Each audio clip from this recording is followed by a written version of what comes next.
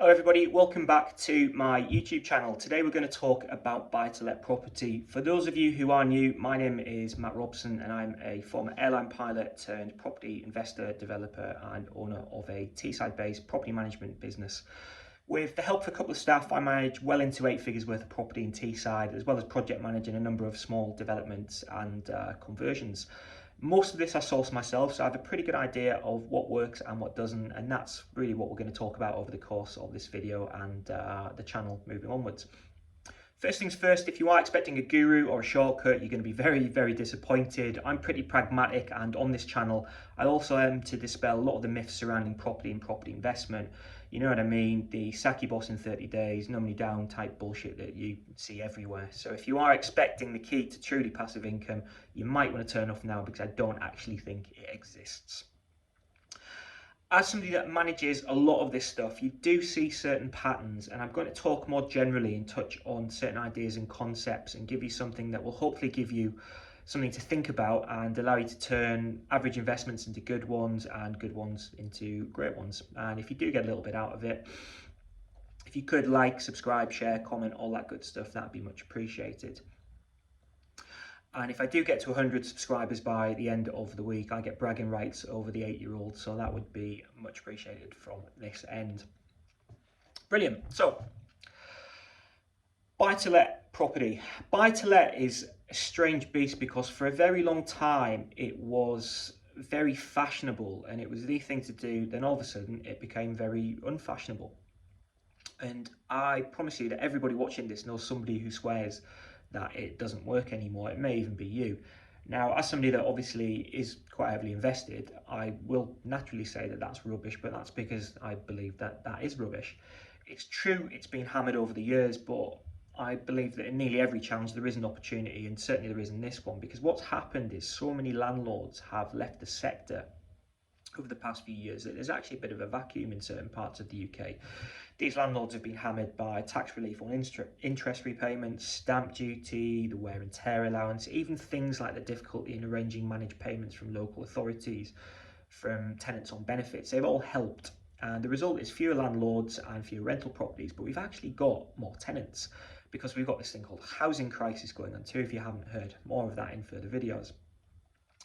So add on historically low interest rates, and assuming the yield works and you buy the right properties in the right places, you can still do very well. Yes, it may not be as attractive from, say, a tax perspective, but look how cheaply you can buy some of these houses, because there's obviously less competition, as there's fewer landlords and first-time buyers typically go down the help to buy route these days more than they did. So look at this, look at how much rental demand there is for property, and you can still do very well. It depends how you look at it.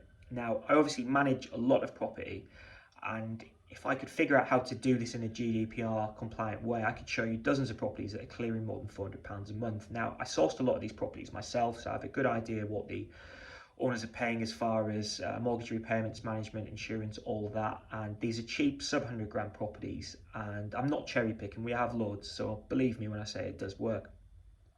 But when I started, I may as well have been, blindfolded monkey chucking darts at a board, because I just didn't know what I didn't know. I bought too expensive, then I bought too cheap, and I got bad tenants. I didn't reference, so there's some horror stories there. And I tried to self-manage from the other side of the world, and it was, for want of a better expression, a complete shit show. And guess what? The vast majority of people that tell you that it can't work are the same people that are doing this, and they just don't learn from it, whereas the rest of us sit here and we just quietly do all right, basically. Funny, isn't it? So how do you avoid that? How do you become successful at it? Well, I would always start with going in with your eyes open, because property never is and never will be totally hands-off. It can be a complete pain in the ass. So make sure you're all right with this as a general concept before you even start. Then when you do, get yourself a good agent. I can't recommend that highly enough. A good agent will look after you. Here's a test, and imagine this. How do you feel if you're sitting down to eat your Christmas dinner and the phone rings and the tenant is telling you water's pouring through the living room ceiling? Would you be okay with that? If not, get yourself a decent agent, because remember, what you pay them is also tax deductible. So if you're in the top tax bracket and you're paying 10% or 50 quid on a £500 a month house, that's actually only costing you £1 a day out of your back pocket after tax. That's a cup of tea, that's nothing. And how do you find a good agent? Dead simple, ring around. We've got this thing called the internet, ask on Facebook groups, ask fellow landlords, how do you find them? Give them a call, go from there. So if you are okay with that, then you're looking for the property. I would always start from a position of tenant demand. Where do people that you want to rent to want to live? Answer that question and find the best place that suits your budget. From there, find the best areas and the best houses within those areas. It takes a bit of research, and remember, it doesn't have to be where you live. If you live in London, it's highly unlikely that's going to be where you live. So look in Hull or Stoke or Teesside. You don't have to live there because there's people like me that can help you with it. You know, you could be anywhere in the world, it doesn't matter. And also remember, it's not necessarily a house where you would live. It's not grand designs. It's all about the numbers at the end of the day. So research, research, research. Talk to people. You don't have to spend thousands on courses to do this. What I've always found in business is most people are always happy to talk to you about something that they know a lot about. So pick the phone up, ask questions and listen. I love property. I could talk about it all day. Give me a call if needs be.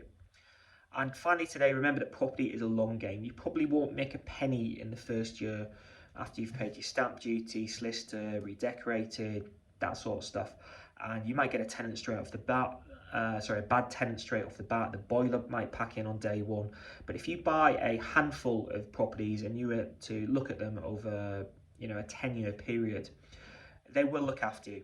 Take Teesside, for example. Property prices basically did nothing from 2010 till 2020. They just went like that. Then in a year, some parts have gone up, somewhere in the region of about 10 to 15%. So it's gone like that. Let leverage and compound interest look after you in the medium to long term. So that's all for today. And if you've got any value out of it, please do like, share, subscribe. We've got some good stuff in the pipeline. We have the aftermath of a very expensive eviction. We've got some before and after on some small developments. And for those of you that follow me on LinkedIn, you'll also know that I'm not shy of getting on my soapbox on occasion and also acting some of the more prominent bullshit artists. So if you don't want to miss that, then please do hit subscribe. Hope you've enjoyed it. Hope you've got a little bit out of this video, and thanks again for watching. Take care.